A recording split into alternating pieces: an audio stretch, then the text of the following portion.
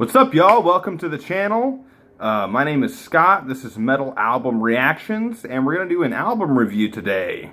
This is my second album review, I should say, reactions. There's tons of them. You should go back and watch them.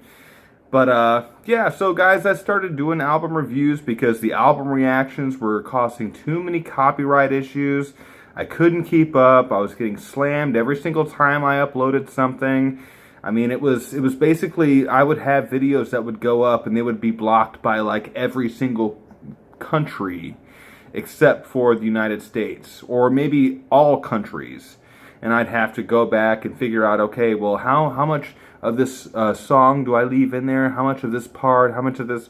It's way too much more than I wanted to go through. So I'm doing album reviews and song reactions. So this is an important album because Deafheaven was a band that a lot of people really looked to kind of push the boundaries of metal forward. They looked at Deafheaven as a pioneer band, and they were, with their 2015, I believe, release of Sunbather.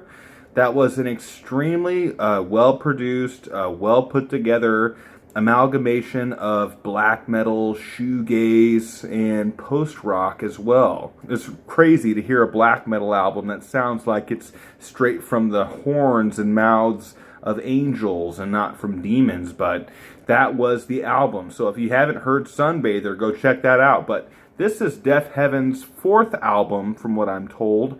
The third one that I'm familiar with, this is called Ordinary Corrupt Human Love. And I think that this album is just as good as anything Deafheaven's ever put out. I'm sorry. Like, a lot of people are down on this album. I think this album is great. It does have, if I'm going to say, but be honest, this album does have quite a lot of influence from post-rock and post-metal in it. So a lot of these songs, the intros, outros, are basically, you're hearing post-rock noodling, not a lot going on, not a lot interesting happening. Deafheaven has successfully woven that into their aesthetic at this point. I think that's to be expected from Deafheaven. So I'm not, you know, when I hear that, I'm not totally thrown off guard or totally like against it. Like, why are they doing this? Like, I understand. This is now a part of who Deafheaven is. They've totally embraced, you know, that sort of 90s, early 2000s era post-rock kind of aesthetic and woven it into their sound. So I could say that I haven't completely burned myself out on the post-rock sound. Like, a lot of people reference Explosions in the Sky. But honestly, man, if you listen to metal, if you're a purveyor of metal, you've been hearing these ideas in bands like Russian Circles, Isis, Pelican, Intronaut, Neurosis, for that matter. You've been hearing these ideas in metal for a long time, so hearing them in Deafheaven's music shouldn't come as much of a surprise to you. It shouldn't be that big of a turnoff, really. If you're able to experience and to listen to and to love and enjoy those other bands that I've mentioned, then you have to be open to this, right? This is not that far off from what those other bands are doing, but what really sticks out to me, I guess, the thing that I keep coming back to on this album, the reason why it's so special to me is just the guitar melodies. Like, every single song feels like it goes through various tempo changes, it goes through various melodic changes, but the guitar melodies on this album weave a story. They tell a story. Like, if you pay attention to just the guitar melodies and let everything else fall away, you're going to be entertained on this album. Like, they legitimately take you through sets of peaks and valleys. It's a roller coaster ride. They take you through to a satisfying conclusion on every single song on this album. So I have to say that also the music does sound a little bit like 90s alternative rock at some points. I have to say something like Hum, or maybe Oasis, or Smashing Pumpkins, or something like that. The guitars on this album do sound a lot like those bands and remind me of those bands at several different points. But I say more power to them. I love that era in rock music, and I wish that it would continue. And I'm glad if there's a band out there that's reestablishing and reinvigorating that sound. I'm glad it's Deafheaven. So I love all that stuff in here. His voice isn't anything to write home about. It's not something where you say, oh my God, yeah, he's got such a unique this.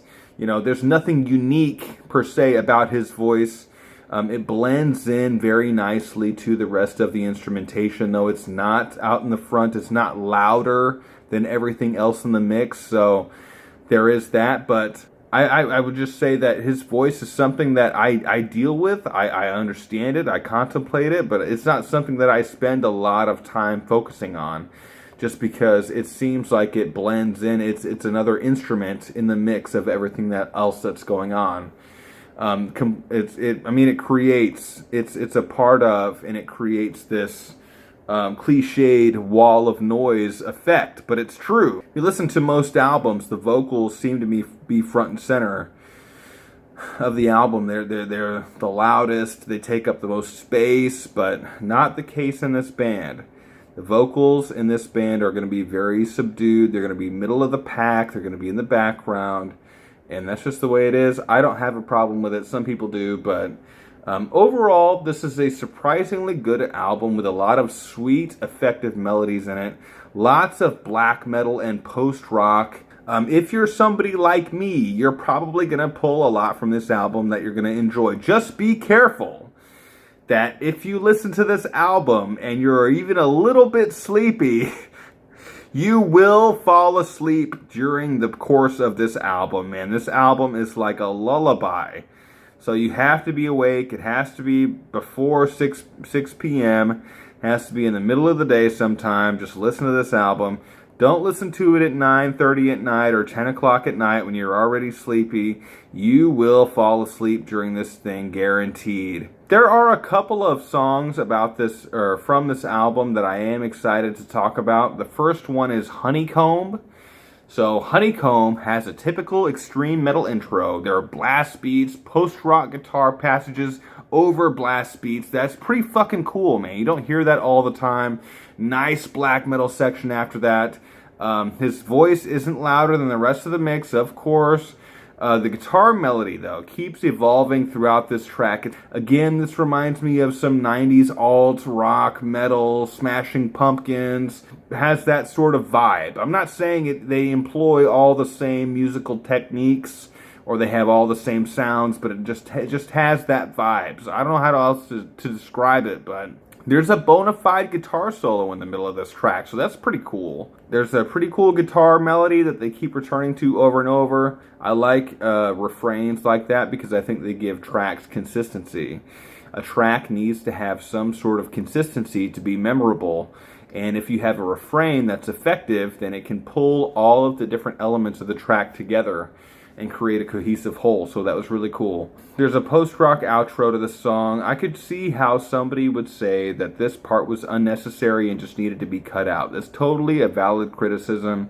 I think if they would have cut that post-rock outro out, I think they would have thought that was too sudden for the remainder of the song and of the album. So, but with that said, the outro is not grating to the ears. It doesn't sound bad. It's not poorly written or anything. So just listen to it, okay? If you don't like it, that's one thing, but at least give it a shot. So, that song, Honeycomb, great, great, great song.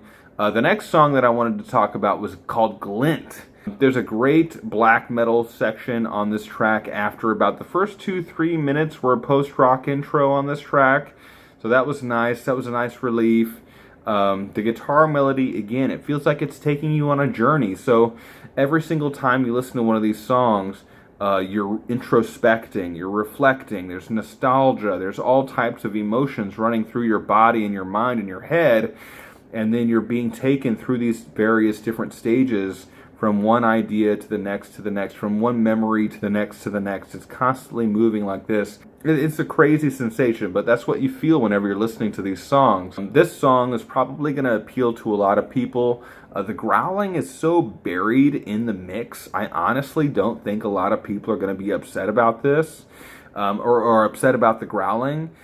So, yeah, the growling is something that it's there, right? But the growling is just another instrument. It's not in the forefront. It's not something where you would say, oh my God, this is commanding all of the attention. No, the growling is just another piece of the puzzle. So I don't think very many people are going to be too offended by that. So, yeah, the melody in the song, it never gets stale, it never gets old, it never repeats itself.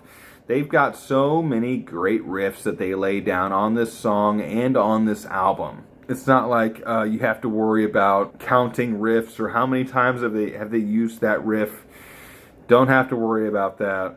Yeah, if Smashing Pumpkins did black metal, I think that would be pretty close to what this album is, honestly. Like Smashing Pumpkins doing black metal in a collaboration with Explosions in the Sky. So that's what this is. If you guys are into that, or you think you'd be like really intrigued by that or whatever, then pick this album up, listen to it, because for what it is very, very good. I don't know what I would give it on a scale of 1 to 10, we'll say, but it would get a pretty high score, man. It would be certainly above average, maybe good to great, whatever. It'd be in that range. So, but if you guys dug the video, be sure to like, comment, subscribe below. Let me know what you thought of this album. Did you like it? Did you hate it? Were you indifferent to it? And let me know what you guys want to see me review or react to in the future. Hey, this is Metal Album Reactions. I hope you guys had a good morning, good afternoon, good evening, and good night. And I will see you guys in the next video. Peace.